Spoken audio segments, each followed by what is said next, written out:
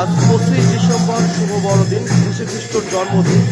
এ জন্মদিন উপলক্ষে নিয়ামতপুরে যে আয়োজন চলছে তা আমরা সরাসরি আপনাদের দেখানোর চেষ্টা করছি।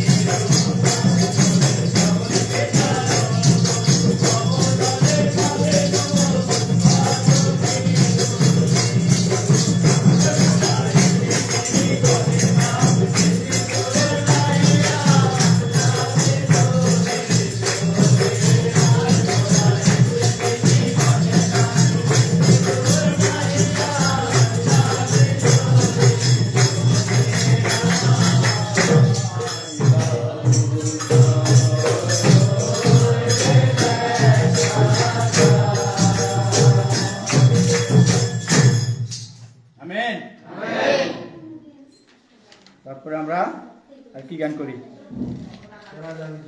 তোরা যাবি চল না 64। আমরা খ্রিস্ট সঙ্গীত 64 সংখ্যা করি 6-4। তোরা যাবি চল দাউদ নগর প্রেমে টলমল, তোরা যাবি চল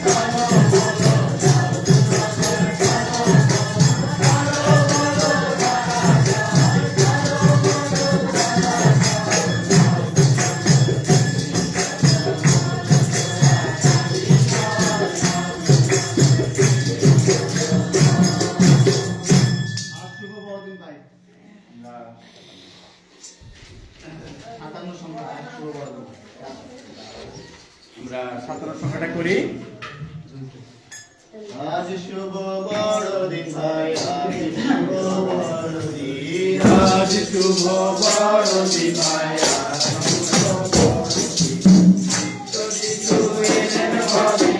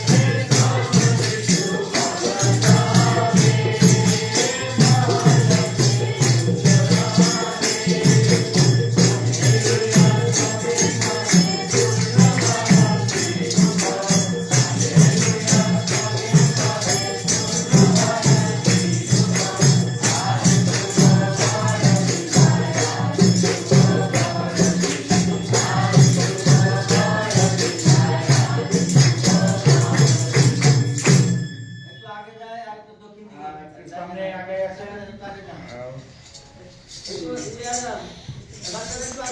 একটু আগে আসুন বন্ধুরা। আচ্ছা, একটু কথা বলা যাবে তো না? কথা বলা যাবে। দর্শক, 25শে ডিসেম্বর আজ শুভ বড়দিন, যীশু খ্রিস্টের জন্মদিন উপলক্ষে। তো আমরা এই দিন সম্পর্কে কিছু কথা শুনবো।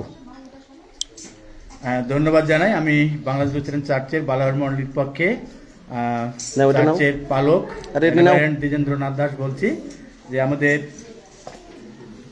প্রভু যীশু খ্রিস্ট তিনি আজ থেকে প্রায় 2025 সাল পূর্বে তিনি এই পৃথিবীতে আসছিলেন সমস্ত মানুষের জন্য, যেন প্রতিটি মানুষ পাপ থেকে মুক্তি পায়, পাপের ক্ষমা পায় এবং স্বর্গে যাওয়ার যেন যেতে পারে। এবং তিনি এই শান্তির কল্পে তিনি এই পৃথিবীতে তার আগমন হয়েছিলেন যেন প্রতিটি মানুষ মুক্তি পায় এবং পরিত্রাণ পায়। আর তারই ধারাবাহিকতায় আজকে আমাদের 2025 সালের আমরা আজকের এই দিন তার জন্মতিথি আমরা পালন করছি, যেন প্রতিটি মানুষের জীবনে যেন শান্তি আসে এবং মানুষ যেন শান্তিতে বসবাস করতে পারে। এবং বিশেষ করে আমরা বাংলাদেশের যত মানুষ আছি, আমরা হিন্দু, মুসলিম, বৌদ্ধ, খ্রিস্টান, যেন সবাই আমরা একসাথে মিলে মিশে শান্তিতে যেন আমরা বসবাস করতে পারি। আমরা এই শান্তি কামনায় আমাদের আজকের এই প্রভু যীশু খ্রিস্টের জন্মদিন আমরা পালন করছি, যেন প্রতিটি মানুষ শান্তিতে থাকতে পারে এবং জীবনযাপন করতে পারে। এবং আমাদের সৃষ্টিকর্তা যীশু খ্রিস্ট তিনি সেই উদ্দেশ্যে তার আগমন হয়েছিল পৃথিবীতে। তো ধন্যবাদ সকলকে।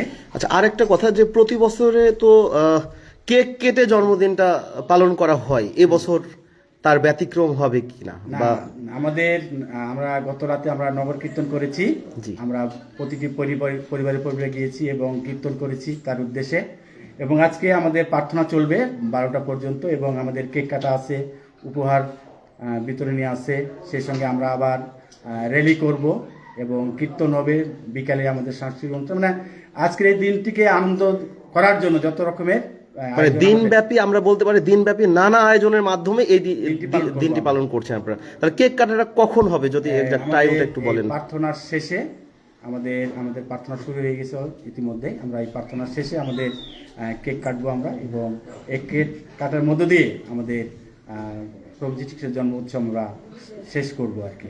জি, ধন্যবাদ আপনাকে। ধন্যবাদ আপনাকেও।